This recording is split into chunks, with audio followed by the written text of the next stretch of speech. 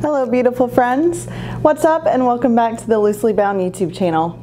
My name is Kate, this is Porter, and today we're going to be sharing our November wrap up. So in November I didn't read almost anything for about an entire week because I was home visiting family and eating way too much food, but I still did manage to get through quite a few books through the month of November. I finished 3 physical copies of books, 2 Kindle books. I started a new book on Audible as well as a new book on Kindle. I made progress with another physical book, and I started a new physical book as well. So we're gonna go through all of that. I'm gonna share with you guys what I finished, what I started, what I made progress on, and let you know which ones I think are worth checking out.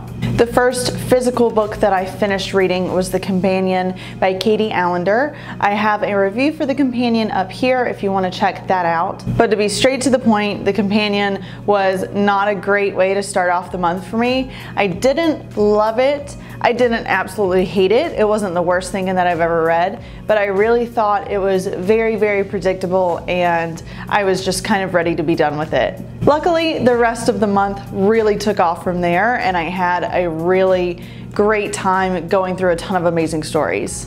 The next book I read was Hunted by Darcy Coates. This was my first Darcy Coates novel ever, and it was really, really good. It wasn't quite like a 5-star read that completely swept me off of my feet, but it was really good. I actually have a full review for Hunted as well that should pop up around here for you. But for a quick backstory, Hunted is a crime thriller type of novel where a girl goes missing and her family and friends proceed to look for her from there. She goes missing in a forest while she was hiking alone, and the story follows her friends and family as they're searching for her and trying to figure out if something was stalking her or if she just got lost, if it was an accident or if it was intentional. I gave Hunted 4 stars on Goodreads and could hardly wait to get my hands on my next Darcy Coates novel. After I finished Hunted, I dove immediately into Mallory by Josh Malerman. This is the sequel to Bird Box, and I have a review for Mallory as well that you can check out up here. I read Bird Box last month in October and absolutely loved it. I was completely blown away by the storyline and the writing and just every aspect of Bird Box, so I had super, super high hopes for Mallory, and Mallory was enjoyable. It didn't completely blow me away like Bird Box did, but I loved it as a sequel to Bird Box because it gave me some finality as to what happened to some of my favorite characters and really what the heck was going on with the creatures in Bird Box. It shed a lot of light on the questions that I had from Bird Box, and I was very, very happy to have the sequel to explain those questions to me. Mallory also got a 4 out of 5 stars on Goodreads, and if you read Bird Box, you have to check this one out as well. While I was reading Hunted and Mallory, I had The Last Time I Lied by Riley Sager as a Kindle book on my phone. I always like to have a book on my phone in case I'm out waiting at a restaurant or in between clients at work, something like that, so I don't always have to carry around an entire book with me.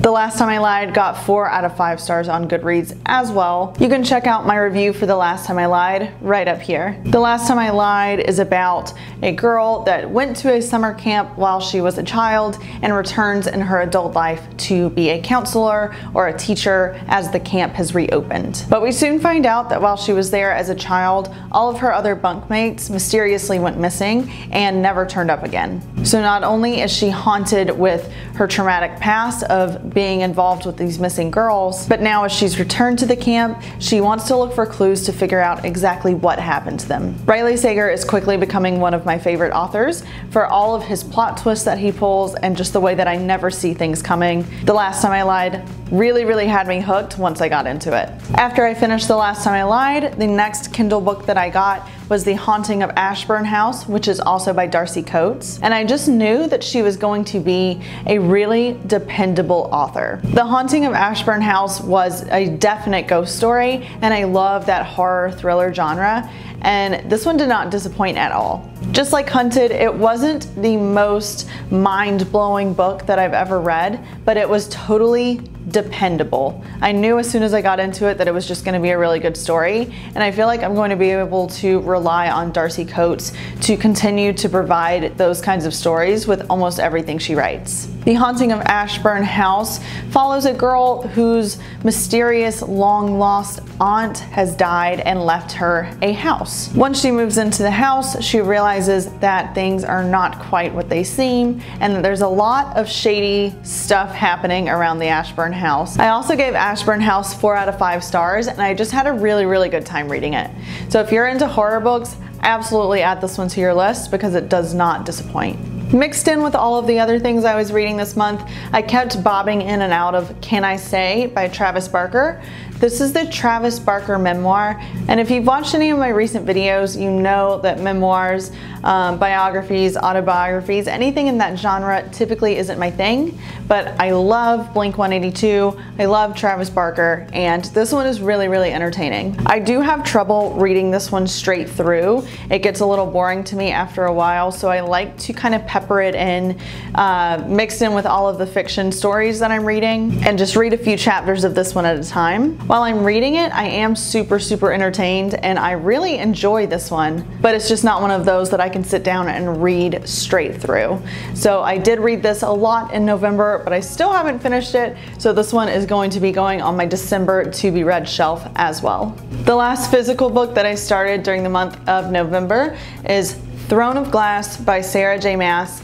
This one is actually a reread, and it has been one of my favorite young adult novels that I've ever read. It's been marketed as a mixture of Game of Thrones meets The Hunger Games, and I have to say that is really accurate for Throne of Glass. I first read Throne of Glass probably 5 or maybe even 6 years ago and absolutely loved it, so I wanted to go back and give it a reread because I never actually finished the series. So I wanted to start from the beginning and read Throne of Glass again. Here's a little spoiler alert. I've actually finished Throne of Glass now, but I didn't finish it until December 1st. So I'm not going to completely tell you guys what I thought of it in this video. You'll have to check out my December wrap-up video to find out what I thought about Throne of Glass on my second time reading it.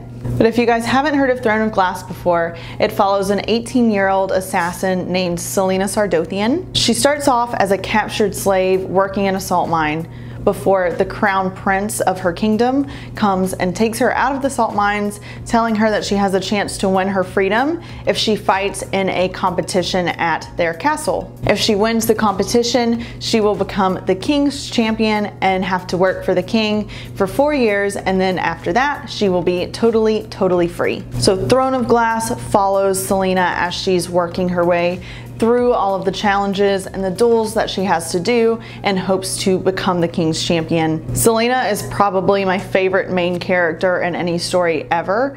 I just think she's such a badass and I absolutely love her. So if you're into any kind of fantasy, if you liked Game of Thrones, or if you liked The Hunger Games, definitely check out Throne of Glass because I think you will absolutely love it. The last book that I started during the month of November is The Queens Gambit, and I started it on Audible. I had seen trailers for the Netflix show and thought it looked really intriguing just from the Netflix trailers. Then I noticed with my Audible subscription that they would let me listen to the book for free. So I immediately downloaded it and started listening to it as soon as it installed on my phone, and have not been disappointed so far. The Queen's Gambit follows a chess prodigy named Beth Harmon, and this book is written so well, it's actually gotten me super into chess. I've downloaded like a chess app on my phone, and I really want to get better at playing myself.